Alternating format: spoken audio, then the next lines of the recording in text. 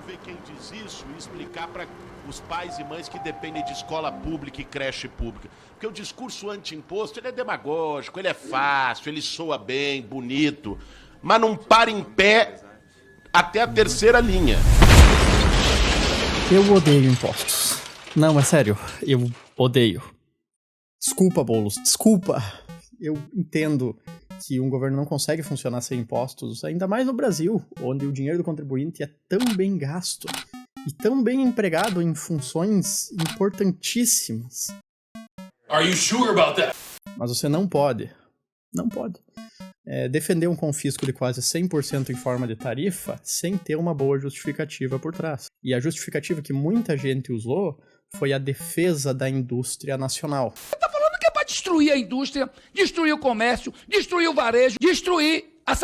Então, pelos próximos minutos, eu quero avaliar aqui objetivamente com vocês se tarifas mais altas de importação contribuem ou não para o desenvolvimento da indústria nacional e para o aumento da produtividade da economia. E depois que a gente passar por todas as pesquisas acadêmicas que vão ajudar a jogar uma luz nesse tema pra gente, eu vou dar nome aos bois e falar exatamente quem que não quer que você tenha a possibilidade de importar por um preço acessível. Então fica até o final que vai valer a pena. Eu vou tentar o meu melhor para resumir o blá blá blá teórico e não fazer vocês cair no sono enquanto estão assistindo. Vamos lá? Primeiro de tudo, deixa eu esclarecer uma coisa muito importante para vocês. A função principal do imposto de importação não é arrecadar dinheiro para o governo. Em 2022, o governo arrecadou cerca de 60 bilhões com o imposto de importação, o que corresponde a meros 1,7% dos 3,4 trilhões que ele arrecadou ao todo. O governo também distribuiu cerca de 581 bilhões em subsídios e fez a desoneração dos combustíveis, que custou cerca de 68 bilhões, mostrando que, se procurar certo, mesmo sem cortar gastos, haveria uma folga no orçamento para poder reduzir o imposto de importação, revendo alguns desses subsídios. Portanto, a dificuldade para mexer e diminuir o imposto de importação não é porque isso faria um buraco no orçamento, mas sim porque, conforme relatado pelo Senado, o imposto de importação possui caráter eminentemente extrafiscal, de maneira que a redução da alíquota tem que ser analisada não apenas sobre o ponto de vista arrecadatório, mas, acima de tudo, sobre a ótica de proteção da economia nacional. A ideia de que a indústria nacional deve ser protegida de concorrência desleal de empresas estrangeiras é uma das mais velhas e persistentes ideias na economia, e leva o nome de protecionismo. A ideia é que, na falta de qualquer limitação para importação, os produtos de outros países inundariam o mercado brasileiro, e com quase todo mundo comprando importados, isso quebraria as indústrias daqui, destruindo milhões de postos de trabalho e relegando o Brasil a ser um país que exporta commodities e produtos primários para trocar por bens de alto valor agregado. Isso soa bem apocalíptico, mas será que os dados e a experiência do mundo real confirmam esse medo? Um dos melhores artigos sobre o assunto foi publicado em 2002 sob o nome Comércio e Produtividade. Nele, os autores constroem um modelo detalhado com dados de 150 países nos anos de 1995 e 1990 para determinar qual o efeito que uma abertura comercial maior tem sobre a produtividade da economia dos países. E o que eles descobrem é que aumentar o grau de abertura comercial de um país pode resultar num aumento de até 10 vezes na produtividade, a depender da escala da abertura. Para exemplificar, de acordo com os autores, se um país que fazia parte dos 20% mais fechados consegue aumentar o seu comércio para ficar na média, isso por si só já triplicaria a produtividade do trabalho nesse país. Enquanto que sair dos 10% mais fechados em direção aos 10% mais abertos traria um aumento dramático de 10 vezes na produtividade. O estudo também investiga se políticas comuns de abertura comercial, como acordos de livre comércio e redução de tarifas, podem contribuir para o aumento da produtividade de um país. E o que eles encontram com uma amostra de 92 países é que, ao reduzir as tarifas médias de importação de 27% para 0,5%, isso traria um aumento de até 14 vezes na produtividade. Um outro estudo, um dos mais importantes da economia, com mais de 8.700 citações, determinou que o comércio tem um efeito positivo, amplo e robusto sobre a renda da população. Essa correlação entre abertura comercial, produtividade e crescimento econômico é um tópico extensivamente estudado na economia, com a ampla maioria dos pesquisadores encontrando a mesma coisa. Quanto mais aberto e mais integrado com o mundo, maior o crescimento econômico e maior a produtividade. Tá, mas então de onde é que vem a ideia de que é necessário proteger a indústria nacional? Essa ideia vem de uma política velha e ultrapassada, chamada industrialização por substituição de importações, cujo racional é que a gente devia produzir bens de alto valor agregado localmente, ao invés de importar.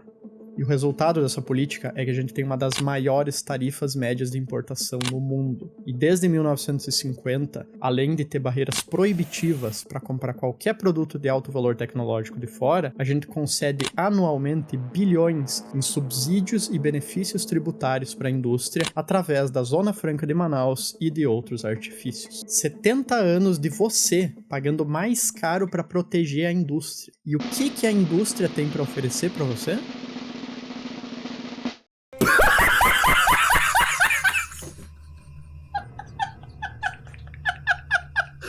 Você sabe por que nenhuma dessas grandes empresas de tecnologia brasileira exportam seus produtos? Por que você nunca vai ver um americano com um Note da Positivo ou uma TV da Multilaser? Porque esses produtos nunca teriam espaço no mercado realmente competitivo.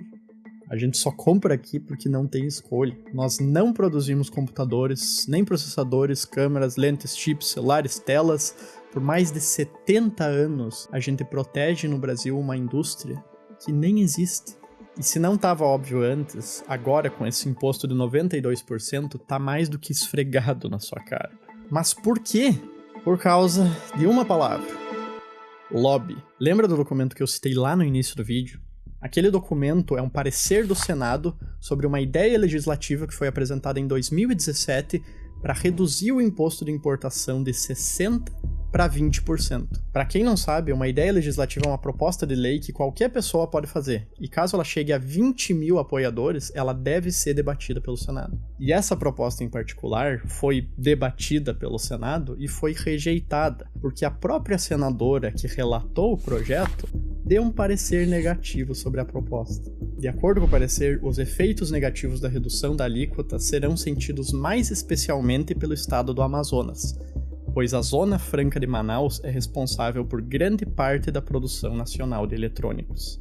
Ou seja, dando nome aos bois, para você começar a mexer no imposto de importação, você teria que lidar com toda a obstrução que seria feita pelas indústrias estabelecidas na Zona Franca de Manaus, que iam lutar até o último fio de cabelo para manter o oligopólio que elas têm sobre o mercado nacional de eletrônicos. Sem falar na possível necessidade de aprovação de todos os outros países membros do Mercosul, um bloco que supostamente deveria ajudar a gente a fazer comércio. E é importante dizer que uma proposta de lei parecida já foi apresentada ao Senado para aumentar o valor da isenção de mercadorias importadas para $1.000, igualando com o valor que você pode trazer caso for para outro país de avião, por exemplo.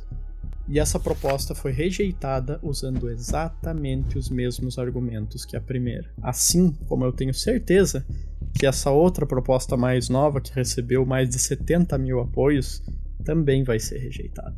Mas calma, fica pior. Esse ano saiu um estudo do Instituto para o Desenvolvimento do Varejo que comparou a tributação em cima de várias categorias diferentes de produtos, nacionais versus importados. E o que eles encontram é que os impostos sobre produtos nacionais atingem até 143% do valor do produto, enquanto os importados podem chegar até 118%. Agora, esses valores provavelmente estão inflados, mas partindo do princípio que eles pelo menos chegam perto da realidade, você esperaria que a conclusão de um estudo desse seria que, sei lá, os impostos excessivos sufocam a produção brasileira. Mas não. A conclusão do estudo é que até mesmo a isenção para mercadorias abaixo de $50 deve ser extirpada. Nem mesmo o limite minúsculo de $50 eles querem que você tenha. Pro IDV, você deve ser obrigado a comprar tudo do varejo brasileiro. E sabe quem que o IDV representa? Americanas, Arezzo, C&A, Lojas Renner, Riachuelo, Centauro, Via Varejo, Zara, Magazine Luiza e muitas outras. Então quem afinal é responsável por você não poder mais importar um preço acessível? As varejistas de roupa, que se você for olhar roupa por roupa e etiqueta por etiqueta, tudo que você vai ver vai ser made in China, made in Vietnã, As varejistas que compram a maioria dos produtos do exterior têm desconto por comprar em lotes gigantescos, pagam uma fração do imposto de importação que você paga e ainda assim revendem aqui pelo dobro ou triplo do preço. As indústrias de tecnologia brasileira que compram produtos chineses white label, estampam sua marca em cima e revendem aqui por 3 vezes o valor. E o governo, que diz que luta pelos mais pobres, mas no primeiro aperto cede às pressões de lobby dessas varejistas e indústrias bilionárias. E também, por último, eu gostaria de reservar um tempinho especial para os influencers.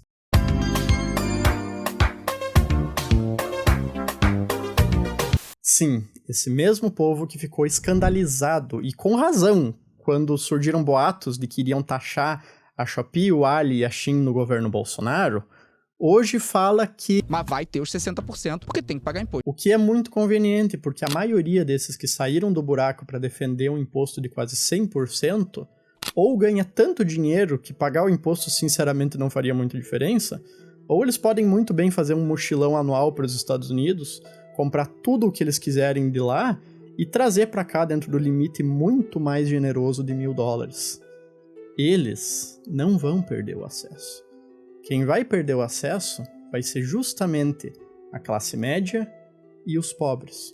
E aí, eu deixo um questionamento para vocês. É justo isso? É justo que quem tenha condições possa trazer produtos bons e de qualidade de fora, sem pagar 1 centavo de imposto, enquanto que a maioria da população tem que se contentar com produtos mais caros e piores? É justo você pagar um produto para você e outro para o governo? É justo 92% de imposto? Deixe nos comentários a sua opinião e, no mais, muito obrigado por ter assistido até aqui.